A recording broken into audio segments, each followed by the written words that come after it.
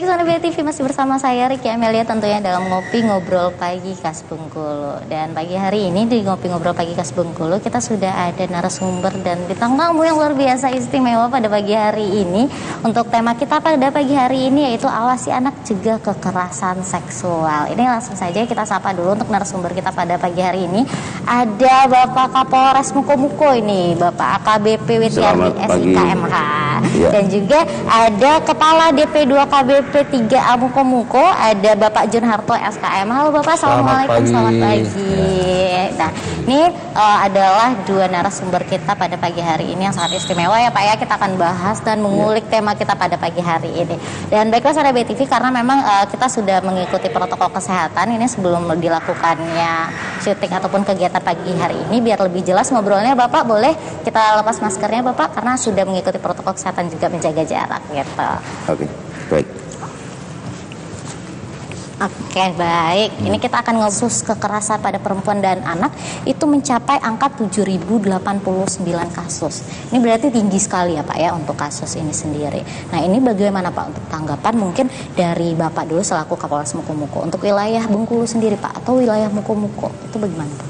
Baik, memang benar untuk kasus kekerasan seksual terhadap anak di Kabupaten Mukomuko dari Januari sampai dengan Oktober terjadi 9 kasus. Sudah masuk ke kami 9 laporan dan saat ini 4 sudah dinyatakan lengkap berkas, kemudian yang 5 lagi masih dalam proses penyidikan. Oh, itu untuk wilayah kasus Mukomuko sendiri ada 9 kasus. Dari Pemda sendiri untuk melihat ada peningkatan kasus nih ternyata Pak untuk kekerasan perempuan dan anak di wilayah Mukomuko. Ini tanggapan Bapak seperti apa?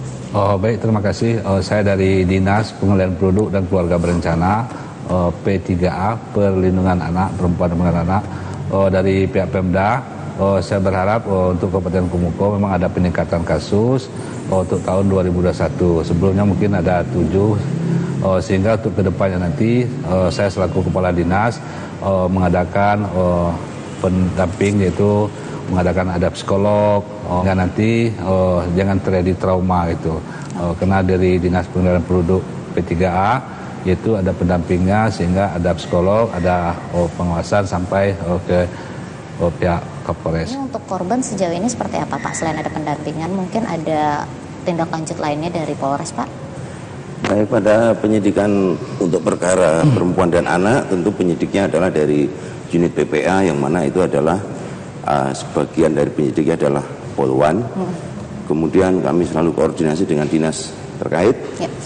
Kemudian dapat saya jelaskan bahwa yang menjadi korban memang anak-anak usia 10-16 tahun. Diketahui bahwa yang menjadi pelaku adalah orang yang dikenal dari korban itu sendiri. Orang terdekat ya Pak ya? Minimal si korban kenal dengan baik terhadap pelakunya. Nah, ini sekarang kita ke Bapak Kapolres nih Pak.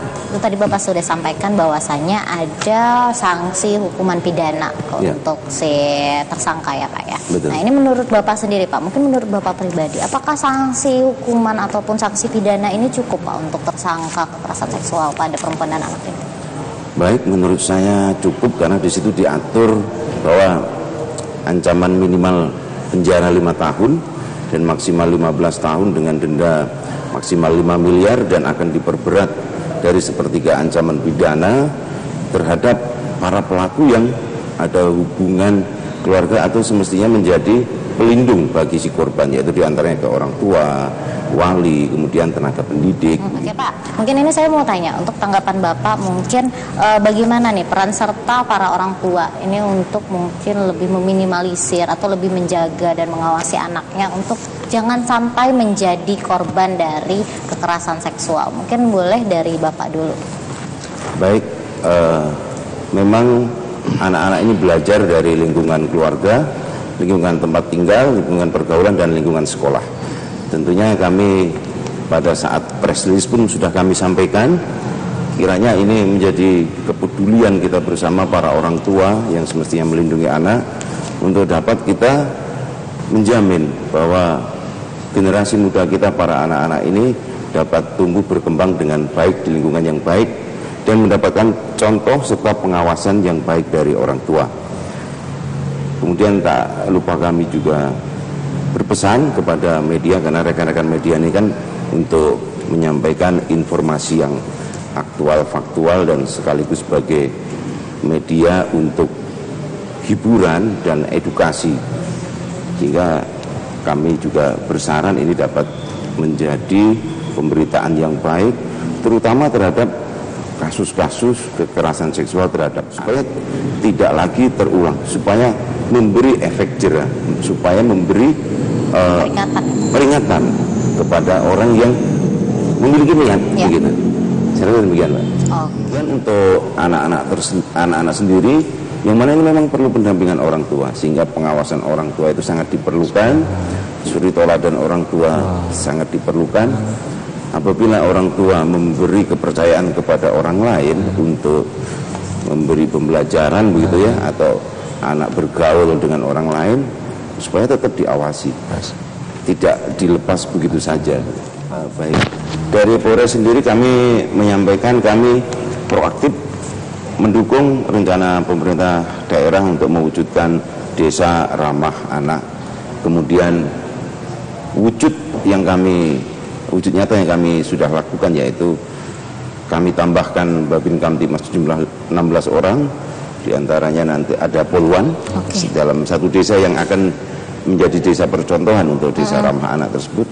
Kemudian penyidik PPA sudah sebagian adalah poluan, sebagian besar ya, supaya lebih nyaman begitu saat korban itu menyampaikan apa yang dia alami. Baik, untuk Bapak, Pak.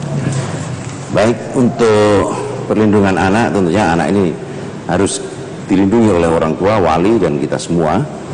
Kemudian mereka sebagai generasi penerus kita belajar dari lingkungan rumah sendiri, lingkungan orang tua, lingkungan pergaulan, dan lingkungan pendidikan.